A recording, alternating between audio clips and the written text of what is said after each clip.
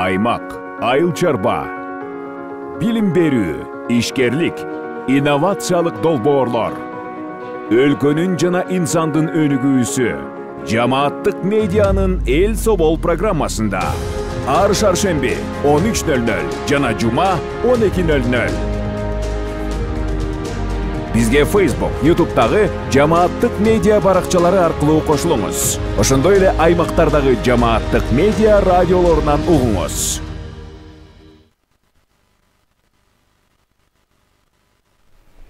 Кутман күнүңүз менен көрөрман жана угарман, жамааттык медиа студиясында эл собол программасы өз эфирин баштайт. Эфирди мен Айгерим Кубатбекова алып баруудамын. Биз бүгүн ишкердиктеги жашыл технологиялар боюнча сүйлөшөлү деп турабыз. Ал үчүн студияга ЖИА Жашыл экономика комитетинин координатору Эрболот Нурлан уулун чакырганбыз. Белгилей кетсек, бул чыгарылышты ИСУР коомдук фонду демилгелеп колдоого алып жатат. Кутман күнүңүз менен студияга кош келиңиз. Кутман күнү чоң рахмат чакыргыңыздарга. Алгач ушул комитет боюнча сурагым келип атат. Бул кандай муктаждыктан улам түзүлгөн, анда кимдер мүчө, анан негизи эле ушул ишкерлер акыркы учурларда жашыл технологияларды канчалык колдонуп жатышат? Чоң рахмат.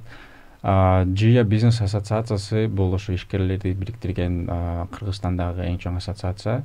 Ассоциация өзү 2006 жылдан бери иштейт. Ал эми именно жашыл экономика комитети түзүлүп жумуш алып баштаганда 4-5 жыл болуп калды. Комитетте азыркы учурда 70тен ашык ишкер бар. Алардын ишмердүүлүк тармактары дагы ар тараптуу. Жашыл курулуш бар, мисалы анан жашыл энергетика бар, кайра жаралуучу энергия мисалы анан агро тармагы дагы бар, дагы жашыл финансы тармагы бар. Тармактар көп. Биз бүт ушул тармактагы ишкерлерди бизге мүчө болгон, мүчө эмес болгон жалпы жашыл экономика тармагында ушул комитет түзүлгөндөн бери уже көп жылдан бери алып жүрөбүз да. Комитетти түзүү кандай муктаждыктан пайда болгон? Комитетти түзүү ишкерлердин өзүнөн ушундай сунуш түшкөн. Биздин ошо ассоциацияга мүчө болгон ишкерлер эле биз ушул жашыл тармакта иштейбиз. Андан ушул жашыл тармакты дагы жашыл экономика тармагындагы өнүктүрүп, бул тармакка өзгөчө убакыт бөлүп, өзгөчө ушул тармакка ылайыктуу жумуштарды алып барайлы деген сунуш түшкөн. Анан ошол себептен ассоциацияда дагы ойлонуп, биздин башкаруубуздагы мүчөлөрүбүз дагы ушундай чечим алышкан да. Анан ошодон ишкерлердин өзүнөн ушундай сунуш түшкөн. Анда айтып кетсек, мындай ишкерлер үчүн ушул жашыл технологиялар, жашыл экономика мындай кандай артыкчылыктарды берет? Ассоциациянын эң эле башкы жумушу бул ишкердик чөйрөнү өнүктүрүү жана ишкерлерди колдоо да. Жашыл экономика тармагындагы да биз биринчиден ушул жумушубузга эң маанилүү жумушубуз болуп эсептелет. Анан ушул жумушка көп убакыт бөлөбүз. Мисалы биз азыр министерство экономика министрлик менен, жаратылыш ресурстар министрлиги менен, энергетика министрлиги менен, бүт министрликтер менен тыгыз иштешебиз да. Ушул жашыл экономика тармагында мисалы бир кандай бир жоболорго же закондорго өзгөрүүлөр кирсе, же аларды иштеп чыгууда алар сөзсүз ишкерлердин дагы ойлорун алыш керек да. Ошондо ассоциация ошондой ассоциация кошулат да. Ошондочо өзүнүн сунуштарын ишкерлерден топтоп, анан мындай комплекстүү бир сунуштарды бүт даярдап, анан ошондо министерстволорго берет да. Анан алар ар бир ишкерден өздөрү жеке топтоп жүрүшпөйт да. Ошондо алар өздөрү дагы ассоциацияларга кайрылышат. Биздин комитеттин эң башкы жумушу ушул тармакта болот. Башка дагы биз ишкерлерди окутабыз, мисалы ишкерлердин өзүн окутабыз. Мисалы жашыл экономикага же жашыл экономика принциптери менен ишкердик алып барам деген дагы ишкерлер көп да. Мисалы ошолорго дагы түшүндүрүү иштери болот, консультациялар берилет. Анан 1 күндүк, 3 күндүк биздин эл аралык донорлор менен окутуулар, тренингдер дагы болот да. Анан биз бизнес турларды да кылабыз. Мисалы башка чет өлкөдөгү чоң выставкалар болот, көргөзмөлөр болот, именно жашыл экономика тармагындачы. Могул 24-жылы биз 10-15 ишкерибизди Италияга алып барганбыз. Италияда Экомондо деген чоң бир көргөзмө болгон. Ал жакта кичи ГЭСтер, ошол кайра жаралуучу энергиялар ушул тармакта чоң көргөзмө болгон да, эл аралыкчы. Биздин ишкерлерибиз ошого барып көрүшүп, ал жактан үйрөнүшүп, башка мамлекеттерде ишкерлер бул тармакта кандай иш кылат экен дегенин үйрөнүшкөн да. Ушундай ар тараптуу иштерди кылабыз. Жана окутуулар боюнча айтып атпайсызбы? Бул дагы ишкерлерден келген суроо талаптан улам жаралганбы? Анан кайсы темаларда окууларды көбүрөөк сурашат? Окуулар боюнча айтып кетсем, мисалы азыр мисалы кредит алганда деле же башка бир финансы, банктарга барабы, фондторго барабы, финансы алыш үчүн жашыл ишканамын деп айтсаң, мисалы сенин шансың көбүрөөк болот да. Анан азыркы учурда уже мисалы 1-2 жыл мурун мындай активдүү кызыкчылык жок болсо, азыр уже кызыкчылык ишкерлер тараптан өтө көп. Булар акча эле эмес, бул вообще салам мындай жалпысынан айтканда өзүнүн ишмердигин башкарганда дагы жашыл принциптер менен башкарса, ишмердүүлүгү өнүгөт да. Ошон үчүн алар өздөрү дагы окуганы кызыктар көбүнчөчү. Мисалы кичүү орто бизнес алар мындай өздөрүнө мисалы тренерлерди жалдап акча төлөп окута албайт да.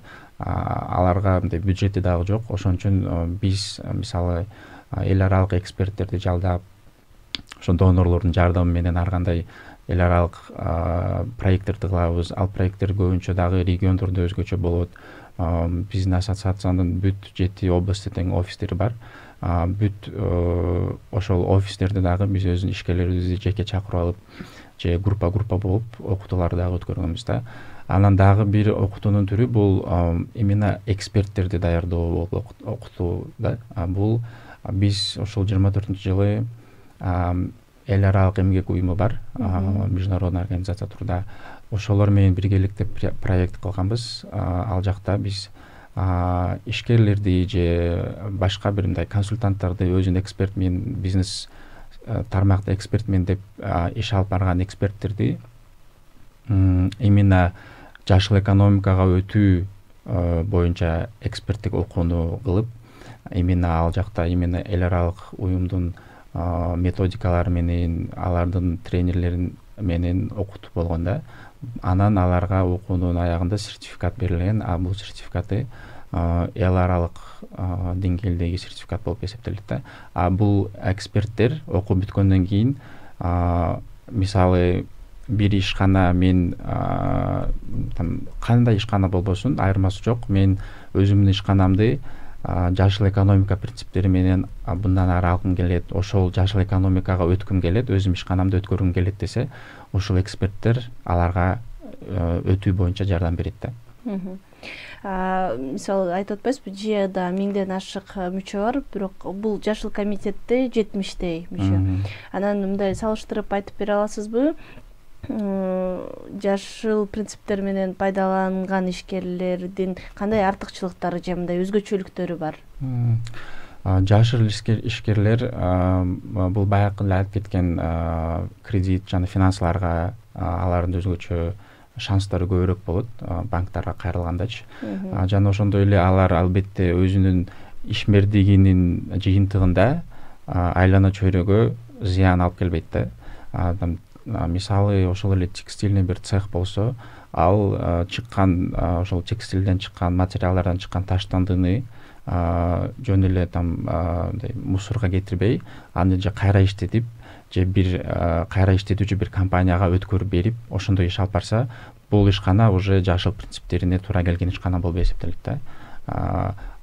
Жөнөкөй деле офис болушу мүмкүн. Мисалы ал офисин мисалы свет көп колдонсо, мисалы компьютерлер болсо турабы, ошол именно энергияны иштеткенде ошол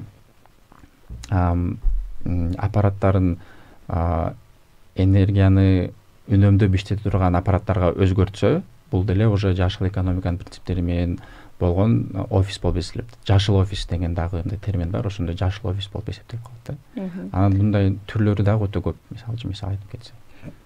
Ушул жашыл принциптерди пайдаланып бир ийгиликтүү ишкер кылып аткан кайсыл мисалдарды айта аласыз? Балким бул региондордо болобу, мындай? Принциптер, примерлер көп эле. Мисалы могул биздин ошол эксперт тренерлерди даярдап атканда дагы 10 тренерди биз окутканбыз да, и ошол 10 тренер ошол окуу учурунда эле 10 ишкананы жыйынтыгында өткөргөн да ужечи. Ал ишканалардын арасында ошол эле текстиль механик болгондор бар болчу, баягындай сухофрукт өндүргөн ишканалар бар болчу, тамак аш, баягындай ресторан, ошондой ишканалар, кафе ресторандар да бар болчу да. Андай немелер көп эле, мисалычы, көп эле. Демек ишкерлер башында жашыл принциптерди, жашыл технологияларды пайдаланбай деле ишкердигин баштап, бирок кийинчерээк бул принциптер жөнүндө билгенде акырындап өткөндөр деле бар экен да. Ооба, көбүнчө ушундай кылып өтүшөт да.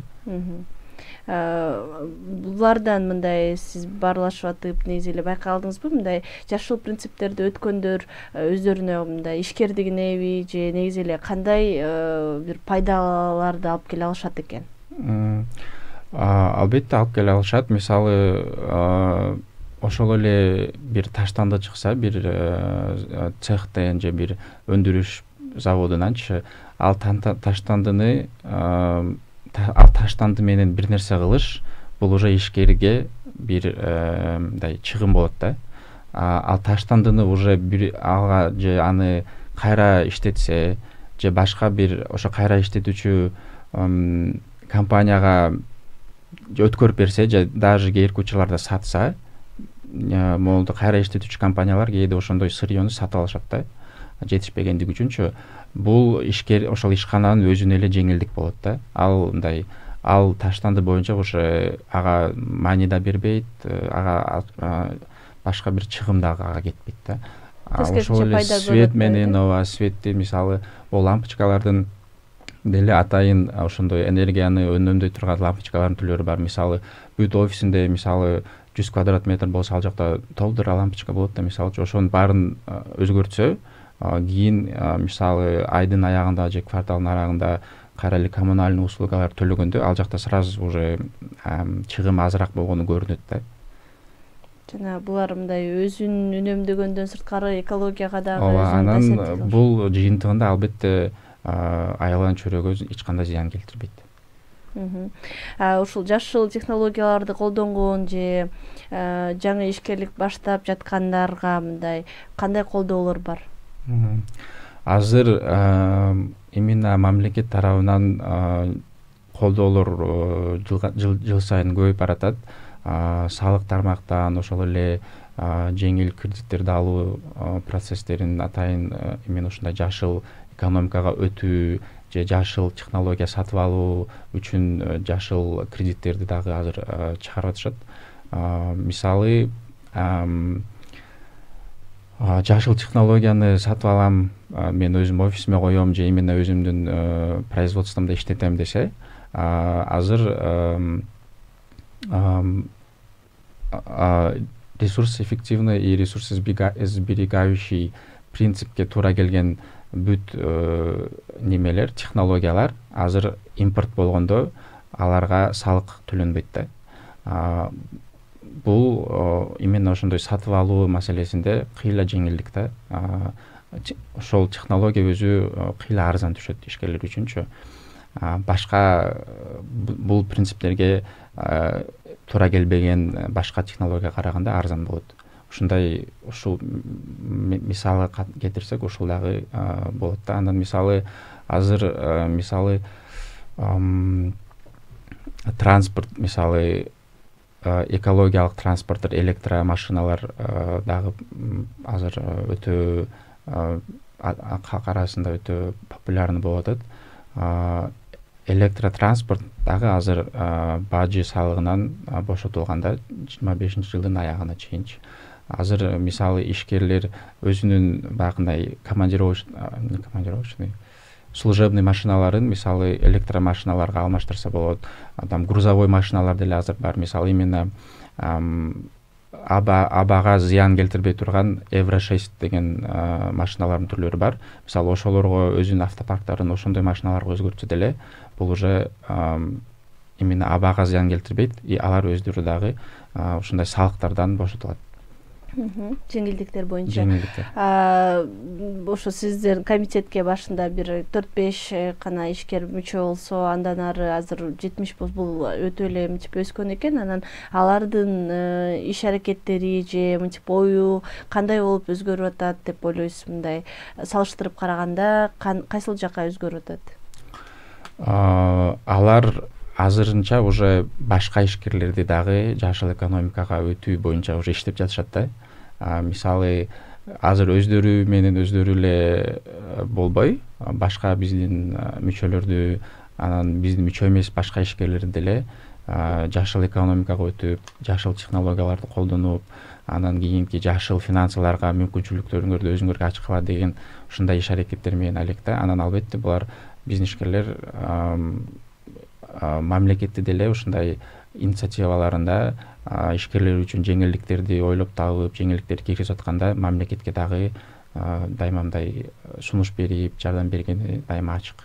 Ишкерлерде жашыл технологияларды киргизүүдө мындай кандай тоскоолдуктар бар учурда? Тоскоолдуктар көбүнчө эле ошол эле акча маселесинде. Азыр мисалы кредиттер, банктар, фонддор кредит бергени менен кредит алуу процесси өзү өтө кыйын. Банктар кредит берет, алар үчүн атайын ушундай жашыл проекттер үчүн, жашыл технология үчүн аларда атайын бөлүнгөн өзүнүн бюджеттери бар. Там ИБР, АБР, чоң дүйнөлүк банк, ошого окшогон чоң эл аралык организациялар ушундай проекттер үчүн акча бөлөт да банктаргачы. Алар бирок ошол акчаны алууда өтө кыйналышат да. Процесстер өтө кыйын. Анан өздөрү же билишпейт деле, мисалычы ушундай кыйынчылыктар бар. Анан көбүнчө маалыматтын эле жетишсиздиги. Мисалы көп ишкерлер ошол эле лампочкаларды алмаштырып койсо үнөмдөсө болот экен деген маалыматы жок да. Ошол үчүн биздин ассоциация дагы көбүнчө Бишкекте да, региондордо дагы именно маалыматтык кампанияларды кылып, көбүнчө ошо маалымат таратуу менен дагы көп алек болот. Маалыматтык жактан да негизи ишкерлер эң биринчи мындай эсептөөнү жүргүзүп, канча чыгаша, канча киреше болот дегенде эсептейт го. Негизи жашыл технологияларды киргизиш үчүн атайын бир бул жөнүндө маалыматы бар адис отуруп муну санап бериш керек эмеспи? Ооба. Атайын бир мындай ушундай маалыматы бар адам балким керектелип жатат. Ооба, мисалы алар үчүн албетте баягындай финансовый консультант деген эле ошондой эле бир зеленый консультант болуш керек да. Ушундай чыгымдар кандай болот, бүт баарын санап бериш керек. Ассоциациянын өзүнүн андай консультанттары жок да. Биз мындай экөөнү мындай жолуктурабыз да. Мисалы айткандачы, бул жакта билген адам бар, бул жакта ошого муктаж болгон ишкер бар. Биз ошол экөөнү эки тарапты бири-бири менен жолуктуруп, буга маалымат бере турган бир площадка түзүп, мүмкүнчүлүк түзүп беребиз да. Комитеттин өзгөчө жана башка министрликтер менен мыйзам чыгаруудагы бир катышкан аракеттерин айттыңыз. Анан мындан сырткары бир форумдарды уюштуруп жүрчү эле. Бул кандай, сиздер күткөндөй жыйынтыктарга жеттиңерби? Эмне берди мындай форумдар? Комитет түзүлгөндөн бери биз бир 4-5 чоң форум түздүк, форум өткөрдүк. Экономика министрлиги менен биздин ошол жашыл экономика деген чоң проект болгон форумубуз бар. Ал жыл сайын өтөт болчу. Ал форумдун эң мындай жакшы жыйынтыгы деп айтсам болот. Бул именно биздин мүчөлөрдү, ишкерлердин, анан жалпы эле кыргыз элинин маалымдуулугун чоңойтты да, кыйла элечи. Мындай форумдарда өтө көп адамдар катышып атты. Башталышында 500 адам болсо, 24-жылы биз өткөргөнбүз, 1500 адам катышты. Анан bunday форумдардын пайдасы дагы бул ушундай площадкаларда, ушундай аянтчаларда ишкер менен мамлекет эки тарап жолугуп, анан маселелерин бирге талкуулап, эки тараптын сунуштарын угуп, анан бир чечим ойлоп чыгышат да. Ушул форумдун эң пайдалуу болгон жыйынтыгы дагы ушул. Мисалы, экономика министрлиги бул мына жашыл экономикадагы политиканы түзүүчү орган болуп эсептелет да. Анан алар жашыл экономиканы өнүктүрүү программасы бар, улуттук программа. Ушул 25-жылы жаңыланып чыгыш керек. Жашыл таксономия деген дагы чоң документ бар, улуттук. Ошону иштеп чыкканда экономика министрлиги ушул документтерди иштеп чыгат. Анан алар сөзсүз бул документтерди иштеп чыгганда ишкерлерди угуш керек. Ишкерлерди угуш үчүн ушундай площадкалар түзүп туруш керек да. Анан ЖИА ушул 22-жылдан бери ушул форумду өткөрүп келет. Анан дагы бир чоң форум бул жашыл финанс деген дагы бир форум болгон 23-жылы. Ал жакка биз ошо Америкадан спикер чакырып, анан ошо АКШ элчилиги менен, Кыргызстандагы АКШ элчилиги менен биргеликте, экономика министрлиги менен биргеликте чоң форум өткөргөнбүз, конференция форматында. Анан мурдакы жылы дагы таштандыларды кайра иштеп чыгуу тармагында дагы бир чоң форум өткөрүп, ал жерде дагы форумдун алкагында эле көргөзмө болуп, ал жака 20дан ашык ошондой ишкерлер өздөрүнүн кайра иштелип чыккан продукцияларын көргөзмөгө чыгарышканда, анан ошол тармакта иштеген ишкерлердин кандай көйгөйлөрү бар, ошону ошол форумда биз мамлекеттик органдарга, эл аралык донорлорго, биздин партнерлорго ошол жакта айтып, бирге талкуулап, анан сунуштарыбызды бергенбиз да. Мамлекеттик органдар албетте биздин алардын да өздөрүнүн иштери бар, мисалы, бирок көбүнчө ишкерлер айткан сунуштарды угушат, анан кабыл алышат. Ошон үчүн мындай форумдар дайыма потребности да. Мындай форумдар дайыма керек. Бул жылы дагы биз азыр точно айта албайм, бирок бул жылы дагы биз жаңы чоң бир ушундай жашыл экономика тармагында бир жаңы башка бир форум өткөрөбүз.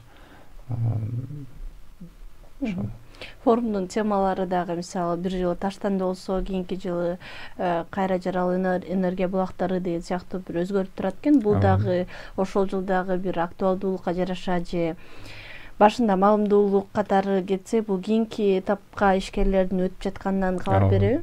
Темаларды кантип тандайсыңар? Ишкерлердин анан в целом экономикадагы тенденциялардан жаралат. Ишкерлер өздөрү дагы, мисалы, ошол мурдакы жылы кайра иштеп чыгуу тармагы, таштандынын кайра иштеп чыгуу тармагы өтө активдешкен. Мамлекеттик органдар менен тез жолугуп, өздөрүнүн көйгөйлөрүн айтып, салык маселесинде көйгөйлөрүн айтып, мындай өздөрүнүн үнүн уктургусу келген да. Ошон үчүн дагы ушундай форумду өткөрүү маселеси жаралган, ошон үчүн өткөргөнбүз да. Анан биздин албетте эл аралык партнерлордун дагы повесткасына туура келип, мындай бүт тараптар кызыктар болгон да. Негизи ошо жашыл технологияларга өтүүдөгү эң негизги мындай балким тоскоолдук катары ошо алардын бир маалымдуулугу жок экени өзгөчө региондордо мындай орун алып атканын айтып атпайбызбы? Анан ишкерлерге же бир ишкерлик баштайын деп пландап аткан адамдарга кандай кеңештерди айтасыз? Жашыл технологиялар боюнча, негизи эле жашыл экономика боюнча алар эмнелерди билиш керек? Жашыл экономика тармагы азыр дүйнөдө өнүгүп атат.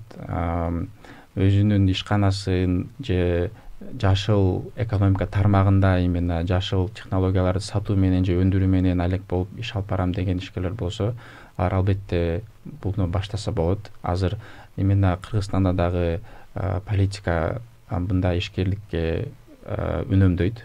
Мамлекет тараптан дагы көп жеңилдиктер бар, айтып кеткендей элечи.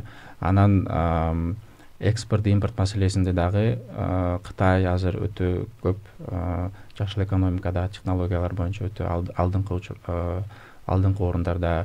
Кытай менен иштесе болот. Европа өлкөлөрү ачылып атат.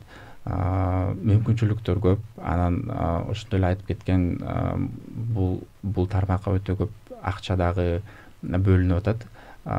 Просто ошол акчаны кантип алса болот, ошол процесстерин үйрөнүп, анан ошондой банктар менен, фонддор менен, өнүктүрүү фонддору көп да биздечи, ошолор менен мындай тыгыз иштеп, ошолордон ошол жеңил кредиттерди кантип алуу процесстерин билсе эле, мындай ишмердиги кете берет да.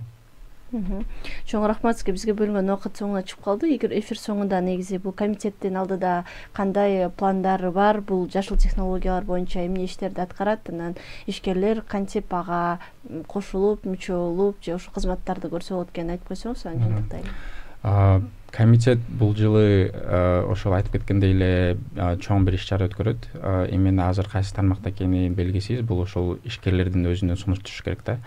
Анан азыр биз электротранспорт өнүгүп аткандыгы үчүн именно электротранспорт үчүн инфраструктура куруу боюнча азыр уже иш алып баратабыз. Ушу 25-жылдан баштап электротранспорттор үчүн электрозаряддоо станцияларын орнотуу жана ошол процессти, азыр ошол процесс өтө мындай узак убакыт алат да, ошол процесстерди жеңилтирүү боюнча биз азыр Бишкек глава архитектура, анан экономика министрлиги, энергетика министрлиги менен тыгыз иштеп атабыз.